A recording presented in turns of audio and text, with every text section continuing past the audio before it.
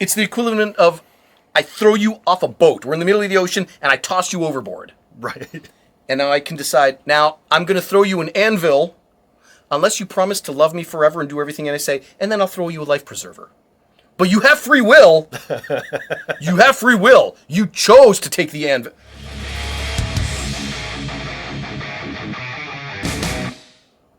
Congregation from the book 2 Kings 2:23.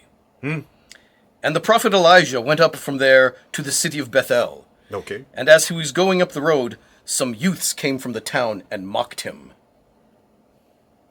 Hey, Baldy, they yelled. Why don't you get out of here, Baldy? I'm not making this up.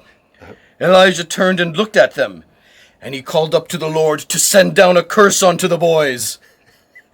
And 2 bears came out of the woods and mauled the boys to pieces. This is a real thing.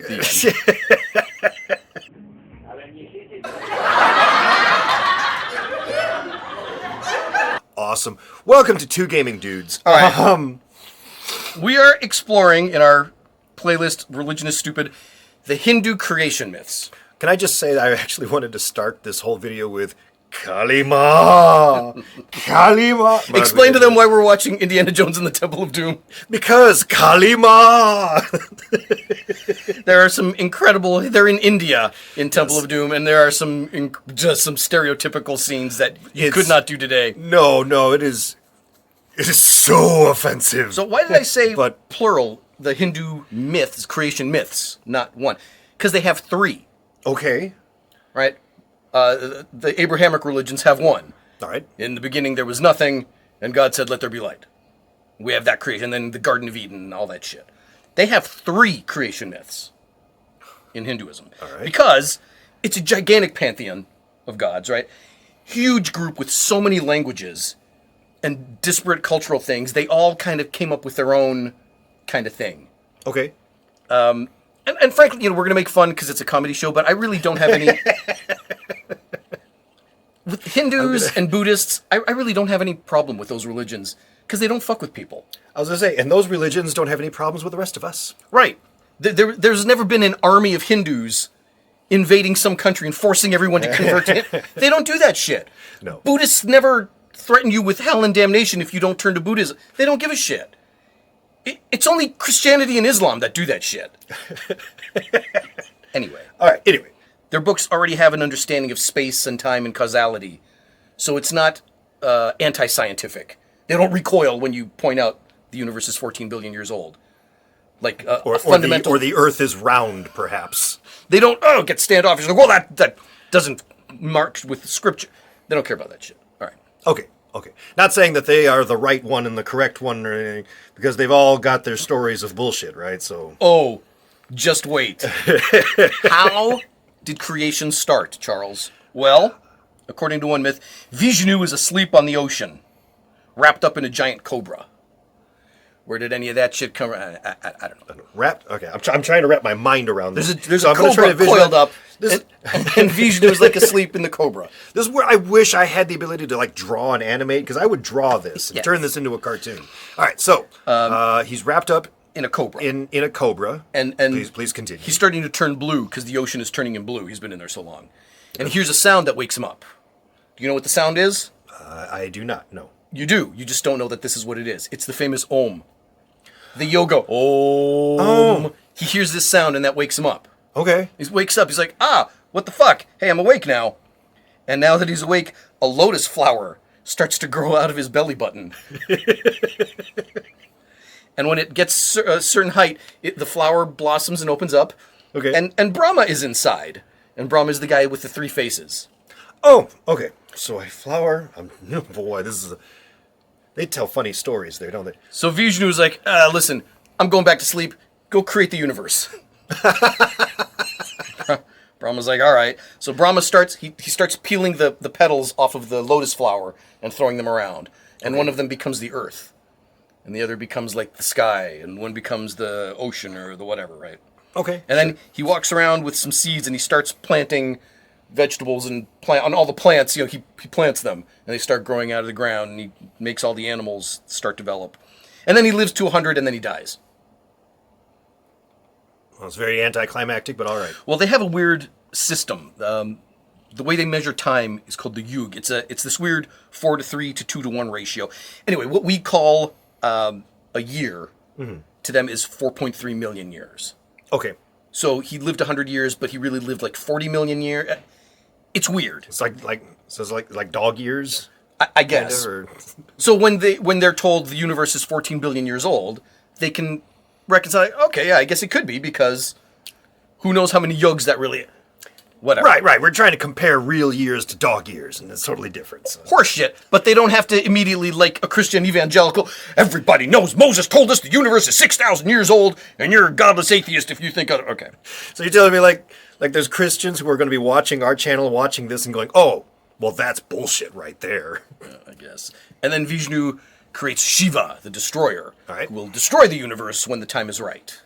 And every time he exhales, it's all about his breath. When he breathes out, thousands of universes come out. Cool. And then millions and billions of years go by, and he breathes in, and he takes them all back in. And you have this reincarnation from blowing out and breathing in and blowing out. Okay. And so the universe is eternal, and you get reincarnated. Okay. That's one. So every time you die, he just kind of breathes you in. Billions of and years then spits later, you back out again. He's going to barf you out again, and it'll start all over again. All right, okay. Cool. I follow. That's one. Okay. The other Hindu creation myth, there's blackness and nothingness. There's the great void. And Swayambhu self-manifested, and he dropped a seed into the ocean. He I don't know, he just popped into whatever. I'm trying to follow. And the seed became a golden egg that hatches, and it hatched Brahma. Brahma was inside. And he used half the shell to create the earth, and the other eggshell he threw up into the air, and it became the sky. Whatever. Why you keep looking into me for validation? I don't know. I just need people to understand I'm not making this up. All right. And then the third one. There's the void. There's nothing. I like the first one better so far. The egg one is a little. Well, this one's actually really good. This is my favorite of the three. Okay. There's nothing except for an ocean. Where did that come? I don't know. There was always a primary ocean. Sure. After a while, a golden egg floats up to the top, and it sits there for 9 months, and then it pops open, and Prajapati is in the egg. And Prajapati is a transgender. It's neither male nor female. It has both. All right. It's both. Prajapati is both male and female. Well, that is something modern audiences can get behind. And then he rests for a year because he's kind of tired. And then he says, Earth! Oh no, I found that so funny. Earth! And then the words of the earth actually form into the earth. Yeah. And he goes, sky! And that does the same thing. Right. And then he goes, shit! And then that becomes a thing. Prajapati can see into the future. All right. He can see 1,000 years into the future and see, oh shit, I'm going to die in 1,000 years. That sucks. I don't want to be dead in 1,000 years. So I better split myself. I'm going to split myself, the male and female parts, I'm going to separate them. All right. So he splits himself into male and female.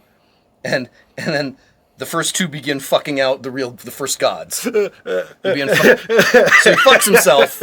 He splits himself and then fucks himself and starts giving birth to the pantheon of Hindu gods, right? And thus is born, go fuck yourself. But much like all the ancient polytheists, there's a god of fire, and a god of the ocean, and a god of the mountains, and the blah, blah, blah, blah, blah, blah. Okay. And some of them are evil. Some of them are evil. Well, you have to. And he buries them because they're evil. Okay. So the evil ones get buried. One of them is the goddess of the dawn, or of the daylight, gets born, and she's really, really beautiful. And Prajapati wants to fuck her. Okay. But it's his daughter. And all the other gods are like, oh! Ew! But he fucks her anyway. Okay. And all the other gods are appalled. As they would be. They're appalled, and she gives birth to a cow. And all the cattle. So that's why cows are sacred to them. Because Prajapati fucked himself, and then fucked his daughter. And she had a cow. And she birthed all the cattle in the world. And so cattle are sacred. And then his other children are like, hey, Dad fucked our sister. We should do something about this. So they created a giant monster, Rudra, who's this red monster, and he's got 6 arms. And Rudra is going to hunt him down, and he shoots him with an arrow and kills him. And then he takes him and throws him into the air. And he stays there, and it becomes the stars. Oh. And that's how the universe began. I mean, all right. You're right. That is the best one. Huh. So here is the thing. This was, obviously, written by Bronze Age people who didn't understand the things that were around them. Right. There was never any concept of, we're right and you must agree with us. It's only the Christians where Jesus loved humanity so much... Right. That his followers decided they're going to murder anyone who fucking disagrees. Right? The Hindus will be the first to say, these are stories, man. Nobody actually thinks the fucking dead body got thrown into the air and turned into a star. These are the stories that we use that are cultural whatever stuff. Well, that's a real difference now, isn't it? Where you've got the stories of... these aren't meant to be taken at face value. These are stories. We're using these to convey messages, as opposed to the Bible. We're like, no, this shit actually happened. This was all totally real. Yeah, there was a giant flood and a boat. There's 6,000 species of termites in the world. We brought them onto this wood. Come on, don't be fucking stupid. And then you can't even argue it, because you can be like, okay, so that story's not real? That's not what you're saying? How do you know the difference? How do you know which stories are real and which stories are supposed to be fantasy? You can't. You can't. But again, because they're very passive about this, along with the Buddhists, you're not going to... There's conflict now with Pakistan, Islam, Islamists in Pakistan, Hindus in India. That's political. That has nothing to do with religion. Right. Well, on the Islamic side, it does have to do with religion. A little bit. But the Hindus don't hate Pakistan for religious reasons. They hate them because England went and fucked with the borders and does what England does, fucks everything up. You're not going to be persecuted by Hindus for not being Hindu. Just like a Buddhist. All the Buddhist beliefs are, these are the tenets to how you lead a fulfilled life. Be a vegetarian so you're not doing harm. Sacrifice of yourself for the good of others. Mm-hmm. Do altruistic deeds. If you can do these things, you'll lead a fulfilled life. But if you can't, well, do the best you can. Not, you're going to roast in fucking hell forever. No, and I know this for a fact, because I actually went to a Buddhist monastery and, just to try it out. I was just curious. And it was very much that it was, we tried to live like this and you should try to live like this too. And I said, I don't know if I can. And they were like, that's cool. Well, do the best you can. You know what? It really was. It was like, do the best you can. Right. You're all right. It's great. And at the end of it, they're like, hey, we made some food. Are you hungry? You want to try some food? And it was great. I probably would have had a very different experience rather than the hardcore Christianity that I was brought up in, where you're taught you were created sinful, you're a piece of shit, you're going to burn in hell unless you accept this invisible magic space Jew and drink his blood and eat his flesh. It's the equivalent of, I throw you off a boat. We're in the middle of the ocean, and I toss you overboard. Right. And now I can decide, now I'm going to throw you an anvil unless you promise to love me forever and do everything I say, and then I'll throw you a life preserver. But you have free will. You have free will. You chose to take the anvil. Fuck off. Right. It's rigged from the beginning. It could not reek more of fucking political control, written intentionally for political control. The Hindus wrote their shit because they couldn't explain where they came from. And that's it. Yeah. So we make fun of them because it's silly, but I won't make fun of them for their behavior or their actions because they leave you the fuck alone. Is that a lesson? Is that a lesson for Christianity? To maybe, I don't know, leave us the fuck alone? I mean, it's certainly... Christianity took it to a point because Paul told you, you must always be prepared to give the reason for your belief. Right. And then Islam took it one step further, where there's literally an angel on your shoulder writing down everything that you say. And if you fail to convert the heathen, it's your fucking fault and you're going to be punished for it. Is that where they came up with the angel and the devil on your shoulder bit, or is that just pure Hollywood? I don't know. I don't know. But the Quran tells you clearly there are angels on your shoulders recording everything that you do. And if you come across a non-believer, it's your duty to Allah to convert him. Explain to that heathen why they should become Muslim. Wow. And if you fail, that's your ass. You failed. Wow. Yeah. I could see how that could lead to a holy war. Jeez. Well, obviously, we'd love to hear from you. We'd love to know your thoughts. So you got to leave some comments down below. Have you ever heard this story before? This was a difficult... yeah. This was a hard one to get through, not just because the mythology is so... we've barely scratched the surface. There is a lot to hint... A lot. What I found most difficult was not doing some really horrible, offensive fake accents. Well, I mean, look what we're watching behind us. I mean, look at that. I used to do this character in L.A. I used to do this... Fossil the Magnificent, and I had a turban. I am Fossil. I do feats of great mental yoga mentalism, and also work customer service for AT&T. And I got invited to go audition for the Jimmy Kimmel Show, for their writers and producers to see.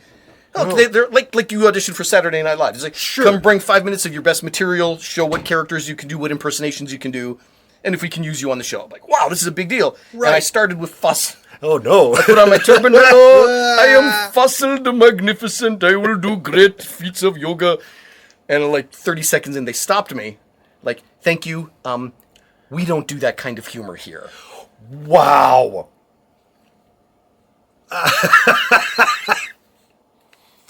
They did not like Fossil the Magnificent. Did they not actually ask you to come in and do impersonations, though? I guess Like- they weren't expecting that one. Well, I guess not that one, huh? No, we meant impersonations of people we can still make fun of. Not the ones we are not allowed to make fun of anymore. So there you go. All right. Well, you know what to do. Like, share, comment, subscribe if you haven't done so already. And we'll see you in another video where we will find another religion to absolutely roast and tear apart. I mean, read. We just read. Just learning. Once again, as always, if we're wrong, come show us why we're wrong. Please. Show us why we're wrong, and you give me evidence that your religion is right, and I'll convert. Yeah. But I don't think you can do it. But come at me with your best shit. Also, if we totally misquoted one of these things, you know, we're like paraphrasing some of this stuff, maybe. Yeah, I mean, if there's an actual Hindu Yeah. watching and we fuck something up. Sorry. We're just now learning, though. We're new to this. I mean, it's some really cool stories. Really imaginative, but it's not science. And it was never meant to be. That's the difference. Christianity has to maintain, no, this is the reality. This is the truth. Because if you start pulling away, it all comes apart. And that's a hard thing. That is. For our side. All right. I know Buddhists never done anything to us, but we might go after Buddhists next. We'll see. They got It's some tough to weird make fun stories. of. It is tough to make fun Because they're of, like, but I don't fucking care. that's true. But when you tell the stories, Siddhartha was a fat guy who became enlightened. That's basically it. And you should live a good life. There's not much to make fun of. I don't know. Maybe we'll have to go back to the Christian religions because there's a lot more of them and they're all weird. What's the thing? We have 1,000 denominations just of Christianity. 1,000 denominations. We can't even decide amongst ourselves what's correct and what's not. What kind of shit book did you give us, Lord, where we can't even fucking understand what you were saying? You know what? If you know of any wild, weird religions that we haven't thought of, like I think there's a religion based off of the Force from Star Wars, and I mean, I don't know. If you think of something just truly out there, put that in the comments. We'll look into it. It'd be fun to tell some of these stories. Indian village. All right. We're gonna go. I'll see you in another episode. Bye now. Bye now.